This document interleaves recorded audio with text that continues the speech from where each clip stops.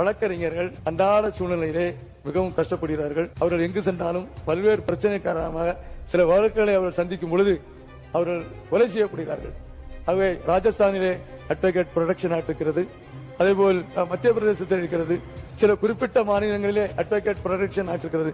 தமிழ்நாட்டிலும் மாண்புமிகு சட்ட அமைச்சர் அவர்கள் வழக்கறிஞருக்கு பாதுகாப்பாக ஒரு சட்டத்தை நீங்கள் கொண்டு வர வேண்டும் என்று உங்களை கேட்டுக்கொள்கிறோம். ஏன்னா டெய்லி சட்டமன்றத்துல ஒரே ஒரு உறுப்பினர் வழக்கறிஞர்கள் பாதுகாப்பு சட்டம் குறித்து சட்டமன்றத்துல பேசியிருக்காரு. உண்மையிலே இது வரவேற்கத்தக்க ஒரு விஷயம் தான்.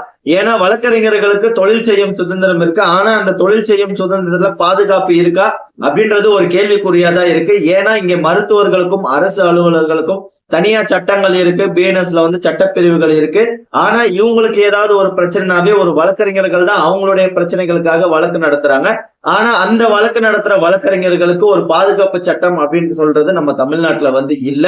ஏன்னா வழக்கறிஞர்கள் பெரிய பெரிய கேசஸ் நடத்துவாங்க, பெரிய பிரச்சனைகள்லாம் பேஸ் பண்ணுவாங்க.